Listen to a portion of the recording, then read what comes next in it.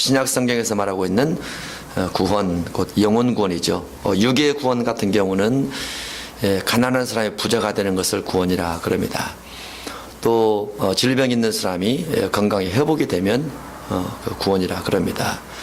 또 무지한 사람이 지식을 습득해서 지식이 많아지고 뭔가 학교에서 등수가 올라가면 구원이라 그렇게 말을 하죠. 그런 부분도 구원이지만은 성경에서 말한 근본적 구원 같은 경우는 영혼 구원이라 그렇게 볼 수 있어요. 영혼이 구원이 되는 겁니다.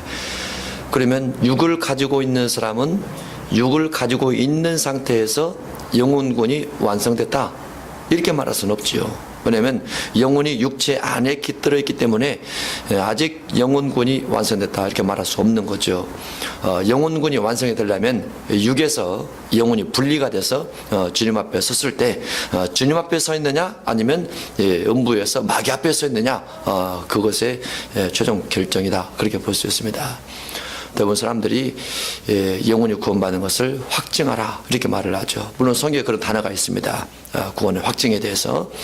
그러나 그 확정이나 확신이나 이런 것들이 다 믿을 수 있는 건 아니죠. 왜냐면은 확증과 확신이라는 것은 자기 마음에서 나는 것이고 자기 마음에서 나는 확증과 확신이 그게 성령이 주신 것인지 마귀가 준 것인지 내가 가지고 있는 것인지 어떻게 알 수 있느냐 그 말이죠. 어떤 약속에 의해서 사람은 그 기쁨도 가질 수도 있고 믿을 수도 있습니다. 아버지가 멀리 갔다가 선물을 사가지고 돌아온다. 그런데 그 전에 한 번도 약속을 어긴 적이 없기 때문에 분명히 이번에도 약속을 지킬 것이다. 그러면 믿음이 생기죠. 그리고 친구들에게 말을 할 때 우리 아버지가 언제 오시는데 분명히 선물 사올 거야. 그건 이제 그 어린아이가 확신을 가지고 있죠. 왜냐하면 그 전에 약속을 그렸기 때문에. 구원에 대해서도 마찬가지입니다. 구원에 대해서도 예수님께서 믿으면 구원이다 이렇게 말했기 때문에 그 성경 구절을 확실히 믿고 있다. 맞아요. 그 부분이. 그러나 그 부분만 맞습니다. 그 부분만. 성경 구절은 믿으면 구원이다 이런 구절도 있고 믿고 나서 이런 일들을 행해야 구원이다 이런 부분도 있어요. 이 두 가지를 결합시켜야 구원이 되는 것이죠. 그렇지 않으면 한 부분만 봐가지고 전체가 다 그렇다 라고 해석을 억지로 해나가면 안 됩니다. 그러면 책 자체가 이상하게 되죠. 그래서 구원에 대한 명확성을 성경을 통해서 그대로가 짚어가는데 영혼 구원 중심에서 또 예수님이 말했던 세례요한이 말했던 바울이 말했던 그런 부분들을 정확하게 성경 구절을 짚어가며 살펴본다고 하면 구원이 이렇게 해서 완성이 되는 거구나 라는 것을 확실하게 알 수 있으리라 이렇게 봅니다. 먼저 마태복음 3장부터 보도록 하겠습니다.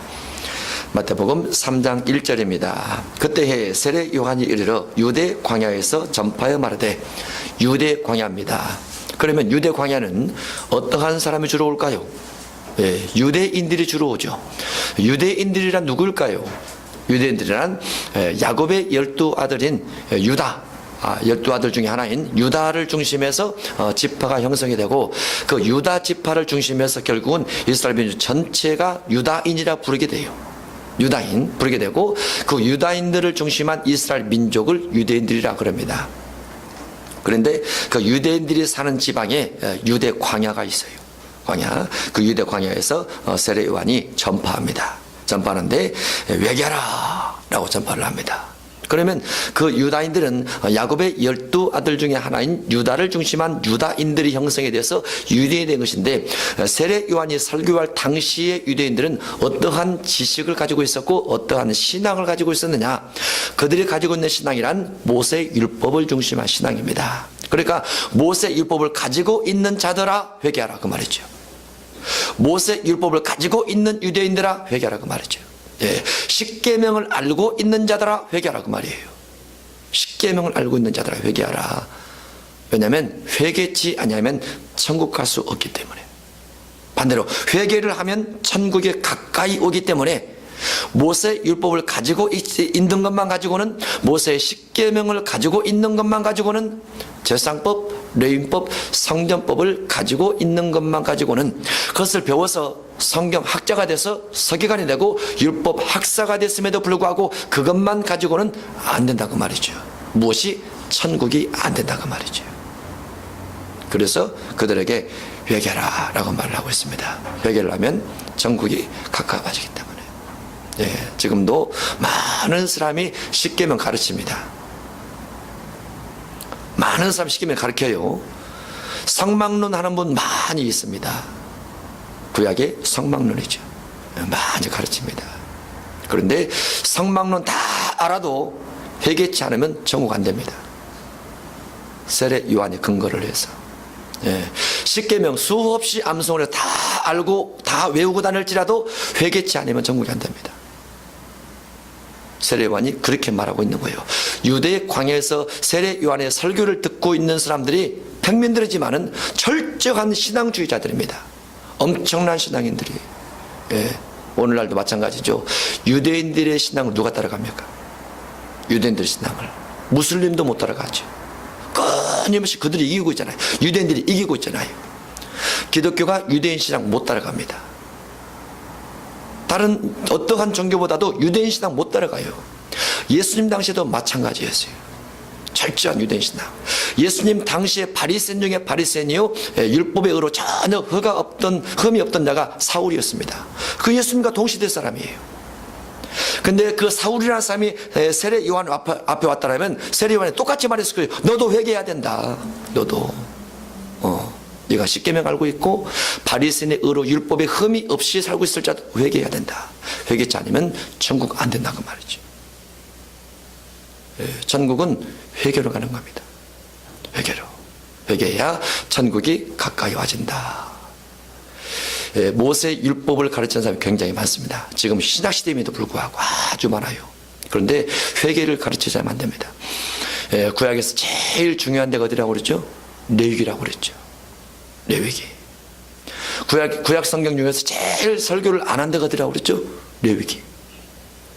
레위기는 레위기 1장부터 해서 번제, 소제, 화목제, 속죄제, 속건제가 나오면서 사람이 부지 중에 범죄했을 때 죄사함 받는 부분이 레위기에 가장 많이 나와요. 죄사함을 받아야 천국 가는데 죄사함 받는 것들을 구약에서 안 가르쳐요. 어떻게 천국 가겠어요? 다른 거 가르치는데. 구원론 자체가 상실되는 거죠. 구원론 자체가 희석이 돼서 사람들 사이에서 모세율법을 가르치는 사람들 사이에서 자꾸 변방으로 밀려나고 있어요. 가장 중요한 죄사한 부분이 레위기에 들어있는데 번제와 소제와 화목제, 속죄제, 속건제, 대속제, 맥주절 다 속죄가 들어갑니다. 모든 것에. 그렇게 안 들어가니까 얼마나 큰 문제입니까?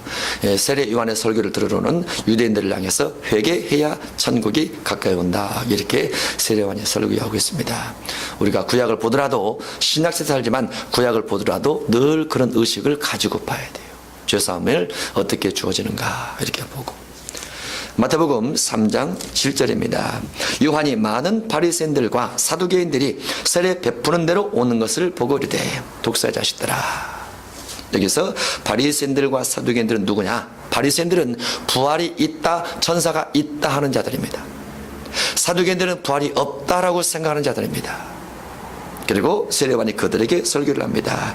부활을 믿고 영이 있고 천사가 있다라고 믿는 사람들일지라도 회개해야 천국 간다. 회개해야. 혹 부활이 없다라고 말한 사두개인일지라도 회개해야 천국 간다라고 말하고 있어요. 그들에게는 임박한 진노가 있다라고 말하고 세례 요한의 눈에 볼 때 그들이 독사로 보였습니다. 독사로 보였어요. 독사의 자식들로 보였습니다. 왜 그랬을까요? 그들이 가지고 있는 바리새 사두개의 신학을 중심해서 그들이 가지고 있는 신앙을 중심해서 많은 이스라엘 백성들 유대인들을 다 잡아먹고 있기 때문에 그들에게 자기들의 독을 나눠주고 있기 때문에 자기들의 지식을 나눠주고 있어요. 자기들의 사상을 나눠주고 있습니다. 바리새 신학, 바리새 사상을 계속 전달해주고 있어요. 그래서 또 다른 독사 새끼를 자꾸 양산해 나가고 자꾸 만들어가고 있어요. 세례 요한의 눈에는 그들이 독사로 보였어요. 독사의 자식들로 끊임없이. 그리고 그들에게 임박한 진노가 있는데 8절에 그러므로 회개합단 열매를 맺어야 된다. 회개만 해서 안 된다 그 말이죠. 앞부분에서는 회개하면 된다 이렇게 됐는데 8절에 가니까 회개합단 열매를 맺어야 된다. 죄 지은 것을 싹 뒤집어 내놔라. 남의 걸 탐욕해서 빼앗은 걸 다 끄집어 내놔라. 외식으로 살았던 것을 다 바꿔서 내면 중심의 삶을 살아야 된다라고 말하고 있습니다. 그게 회개에 합당한 열매입니다. 외식으로 길게 기도하고 소득의 11조를 드리고 일일이 2번씩 금식하는 것도 싹 뒤집어 바꿔라. 죄인이라고 스스로 고백할 만큼, 그래야 천국이 가까워진다, 그렇게 말하고 있어요. 회개만 갖고 안 되죠. 회개에 합당한 열매가 있어야 됩니다. 그 열매가 누가복음 3장 11절에 가면 똑같은 세리와의 설교인데 거기에 4가지가 들어있습니다. 나눠주라, 끊임없이 나눠주라, 나눠주고 베풀어주라, 섬기고 사랑하라, 너 자신만을 위하지 말라 라고 그렇게 쭉 기록이 되어 있습니다. 4가지. 10절, 이미 도끼가 나무 뿌리에 놓였으니 좋은 열매를 맺지 아니었나마다. 도끼가 나무 뿌리에 놓여 있습니다. 도끼가 바리새인과 사두개인들의 발밑에 놓여 있어요. 모세 율법을 중심해서 외식적으로 살아가고 있는 그들 발밑에 도끼가 놓여 있습니다. 지금 시대도 똑같이 외식 중심한 신앙생활하는 사람의 발밑에 도끼가 놓여 있어요. 똑같아요. 하나님의 말씀은 영원토록 변치 않기 때문에 외식주의, 형식주의, 체면주의, 자존심주의로 살아가는 사람, 모든 사람 발밑에 도끼가 놓여 있어요. 언제 찢길지 모르죠. 좋은 열매 맺지 아니하면 찢겨서 불에 던져집니다. 이 불은 계시록 20장 10절, 계시록 19장 20절 둘째 사망입니다. 나는 너희로 회개하게 하기 위하여 너희로 바리새인과 사두개인들에게 모세 율법을 중심해서 회개치 않는 자들을 향해서 회개하게 하기 위하여 물로 세례를 베풀거니와 내 뒤에 오신 이는 나보다 능력이 많으시니 나는 그의 신을 들기도 감당하지 못하겠노라. 그는 성령과 불로 너에게 세례를 뿌실 것이요 손에 키를 들고 자기의 타작마당을 정리해 가사. 손에 키를 들고, 손에 주님께서 손에 키를 들었습니다. 자기의 타작마당, 곧 주님의 교회를 말합니다. 주님의 교회에서 주님께서 키를 들고 자기의 타작마당을 정결케 합니다. 왜 정결케 할까요? 더러운 것을 싹 제거해버리겠다 그 말이죠. 더러운 것, 악한 것, 부정한 것, 흠 있는 것, 점 있는 것을 싹 제거해버려서 깨끗하게 만들겠다 그 말이죠. 주님께서 자기의 마당을, 그래서 알곡 건모와 곡간에 드리고 쭉정이는 꺼지지 않는 물에 태우시리라.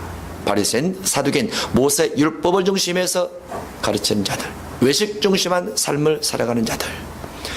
마태복음 23장에 바리새인과 사두개인들의 신학이 쭉 기록이 되어 있습니다. 돈을 좋아하는 자라, 탐욕과 방탕의 그 내면 속에 가득한 자라, 남을 무시하고 시기하고 질투하는 자들이라.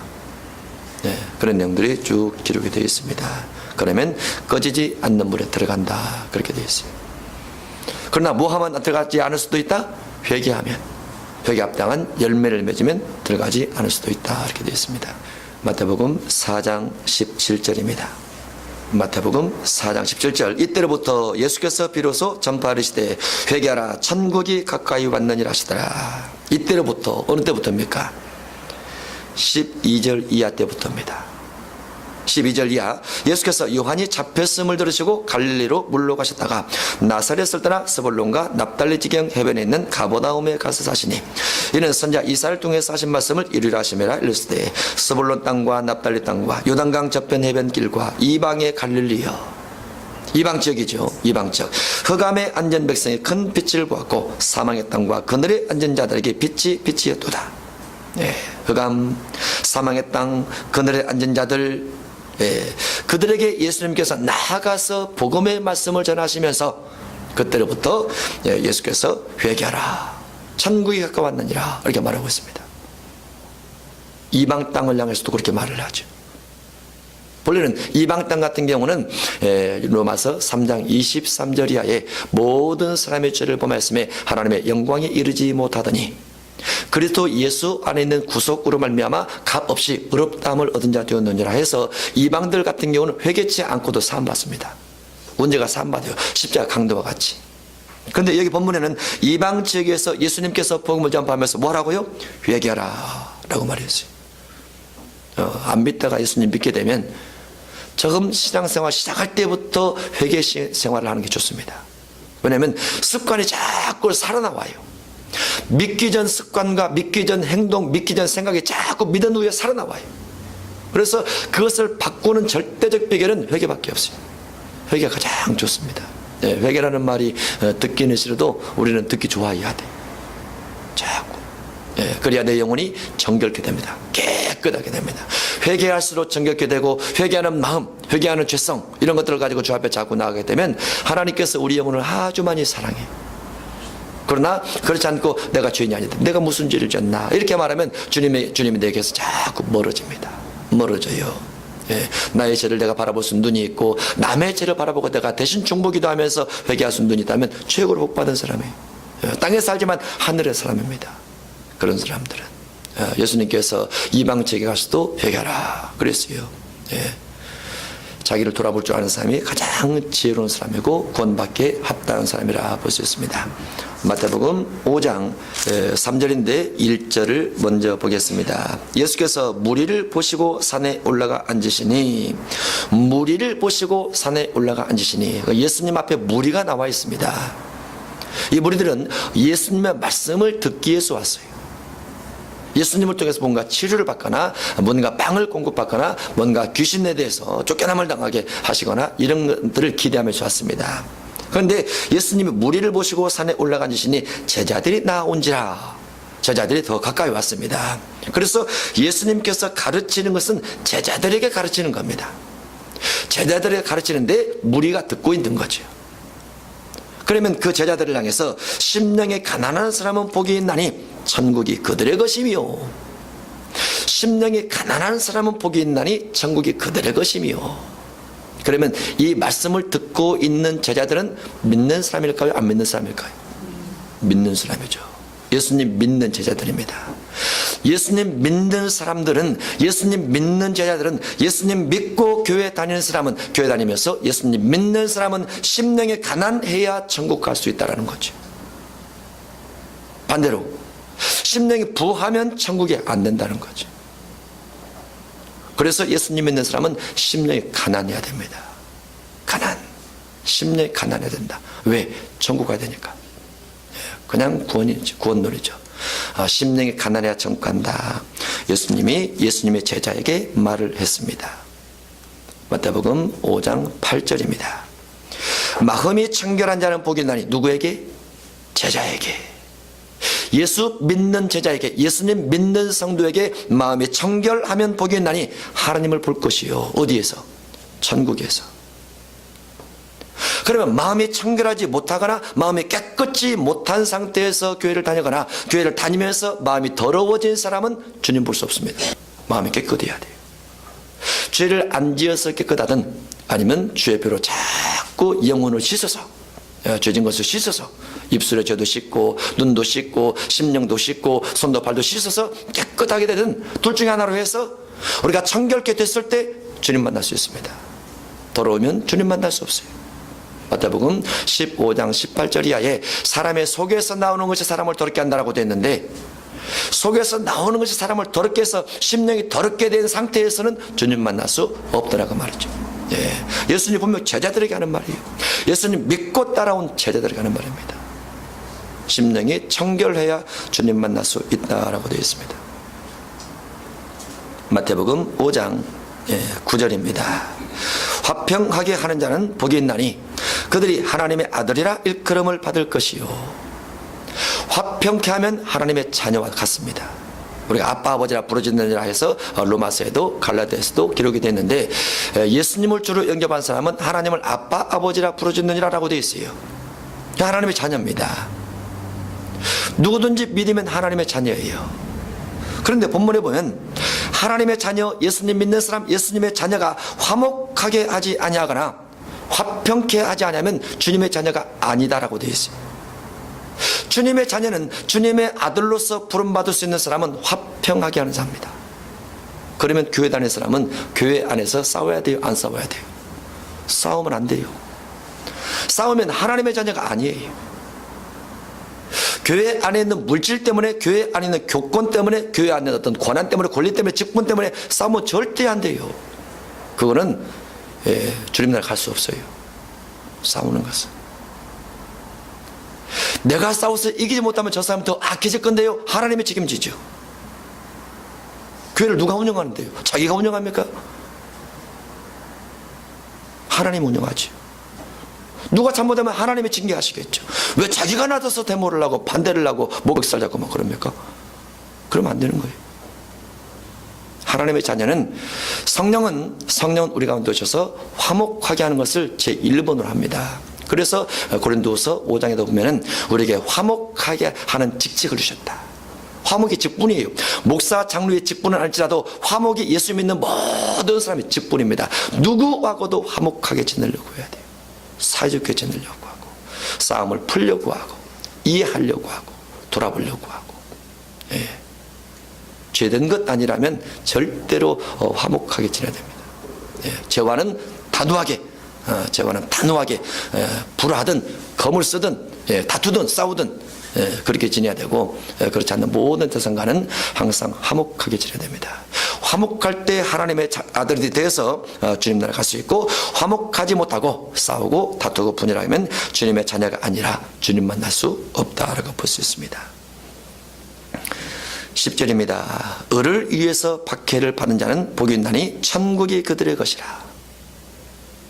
누구의 하는 말입니까? 예수님의 제자들에게 하는 말입니다. 예수 믿는 사람에게 하는 말입니다. 예수님 믿는 사람은 을을 위해서 박해를 받아야 된다. 을을 위해서 박해를 받아야 돼요. 박해를 받으려고 해야 돼요. 박해를 받기 위해서 가려고 해야 돼요. 그게 예수님 믿는 사람이에요. 근데 의로운 일을 위해서 박해를 받지 않고 편안함을 추구하는 목회를, 편안함을 추구하는 신앙생활을, 편안함을 추구하는 삶을 살려고 하면 을을 위한 박해가 아니잖아요. 그러면 어떻게 되는 거예요? 천국이 그들의 것이 아니요. 천국이 그들의 것이 아니에요.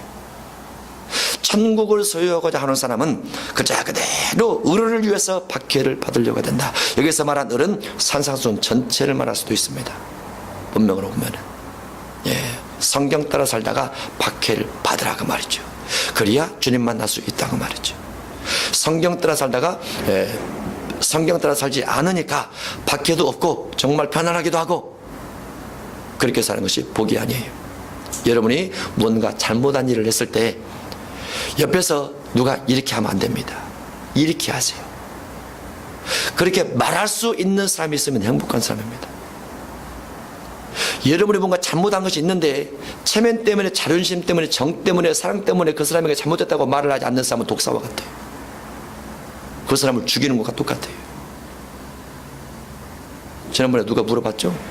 스트레스를 받게 해야 됩니다. 스트레스를 안 받게 해서 편안하게 놔두면 안 돼요. 나중에 다 망하게 돼 있어요. 좋은 스트레스는 자꾸 줘야 돼요. 안 좋은 스트레스 말고 잘못된 길로 가고 있는 사람은 그래 가면 안 됩니다라고 말을 해줘야 돼요. 상대방이 내게 반박을 할지라도. 그래야 영혼이 살아요. 영혼이 살아요. 예. 자식이 불의한 일을 하고 악한 일을 하고 불순종하고 예의를 지키지 않고 그러는데 그대로 놔두고 상처받으니까 놔두고 자존심 상하니까 놔두고 안 돼요. 나중에 독사돼요. 독사. 예. 그래도 20세 이하니까 좀 되지요. 20세 넘어가면 절대로 말을 타지 않습니다. 그들은. 그래서 가르쳐야 돼요. 끊임없이 가르쳐야 돼요. 을을 위해서 박해를 받는 사람이 지혜로운 사람이다. 나중에 20세 이상 넘어가서 부모 대적하고 부모 말 안 듣고 예의 안 지키고 그러면 그때 말 듣습니까? 안 듣죠. 나중에는 결혼하면 더 말 듣습니까? 더 말 안 듣죠. 더 말 안 들어요. 나이 들면 듣습니까? 더 안 듣죠. 어림도 없어요. 어느 때만 말을 들어요? 어릴 때만 말을 들어요. 그때 최선을 다해서 가르치고 교훈하고 훈계하고 책망하고 바르게 함과 의로 교육하고 계속 말을 해야 돼요. 듣든지 아니 듣든지 계속 말을 해야 됩니다. 예. 그것 때문에 자녀가 부모를 대적하고 험한 말을 할지라도 해야 돼요. 왜냐하면 을을 위한 박해잖아요. 그게 나중에 자녀에게 다 약이 됩니다. 약이 돼요. 주변에게 약이 돼요. 을을 위해서 박해를 받은 자는 복이 있나니 천국이 그들의 것이라. 나로 말미암아 너희를 욕하고 예수님 믿는다는 것 때문에, 교회 다닌다는 것 때문에 예수님의 제자들을 욕하고 박해하고 거짓으로 너희를 거슬러 모든 악한 말을 할 때는 너에게 복이 있나니.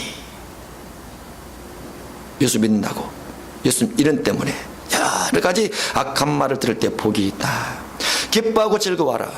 11절을 생각하면 웃음이 나옵니까? 기뻐하라 이렇게 되어 있죠. 그 다음에 또 즐거워하라. 할렐루야. 예, 안 되죠. 예, 근데 그렇게 써졌어요. 예, 박해를 즐기며 살아가라 그 말이죠. 핍박을 받아도 즐기며 살아가라 그 말이죠. 그렇게 가야 돼요. 그렇게. 만약에 우리가 신앙인으로서 의를 위해서 말씀을 인해서 예수님 이름 때문에 아무나 박해가 없다 그러면 입 다물고 사는 거예요. 누가 잘못해도, 자식이 잘못해도, 가족이 누가 잘못해도 다 알아서 해. 하나님이 다 알아서 하실 거야. 그러니까 아무도 대적을 하지 않죠. 그렇죠? 누가 예수님 안 믿어도, 누가 객길로 가도, 악한 일을 아무나 안 하고 그냥 지내는 거예요. 하나님이 다 알아서 하실 거야. 그렇게 대적을 안 하잖아요. 예. 그러면 주님께서 야, 너 삶 평안하구나. 너 아무런 일 없네. 할렐루야. 너 복 받았다. 아닙니다. 아니에요. 그렇게 말하지 않아요. 주님은 우리에게 책임을 물어요.